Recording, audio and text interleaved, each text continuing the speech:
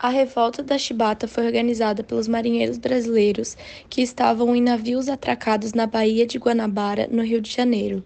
Esse motim dos marinheiros aconteceu entre os dias 22 e 27 de novembro de 1910 e teve como principal razão a insatisfação dos marinheiros com os castigos físicos a que eram sujeitos, baixos salários e as péssimas condições de trabalho.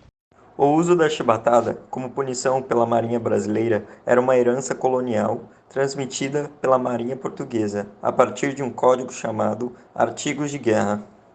A revolta da Chibata, no entanto, não aconteceu somente pela insatisfação com os castigos físicos, mas manifestou a insatisfação dos marinheiros, todos pertencentes às classes baixas, com o racismo existente na corporação e com a desigualdade da sociedade. O motim foi realizado no dia 22 de novembro de 1910, que os marinheiros rebelaram-se e tomaram o controle de diferentes encouraçados da Marinha, Minas Gerais, São Paulo, Bahia, além de um navio patrulha, chamado Deodoro.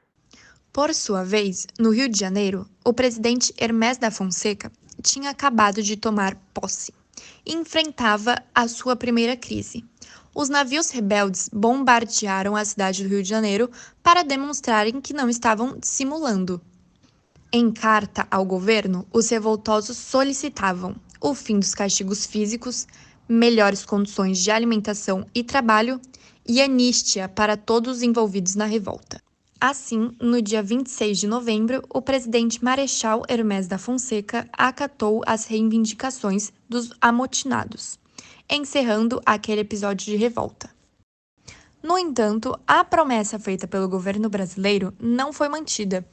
Contudo, 2 dias após entregarem as armas, é decretado estado de sítio, indicando o expurgo e prisão daqueles marinheiros considerados indisciplinados. Os marinheiros foram presos na Ilha das Cobras, sede do Batalhão Naval. Sentindo-se traídos, os marinheiros se amotinaram em 9 de novembro de 1910. A resposta do governo foi dura e a prisão foi bombardeada e destruída pelo exército, matando centenas de fuzileiros navais e prisioneiros. Os amotinados, totalizando 37 pessoas, foram recolhidos a 2 prisões solitárias, onde morreram sufocados.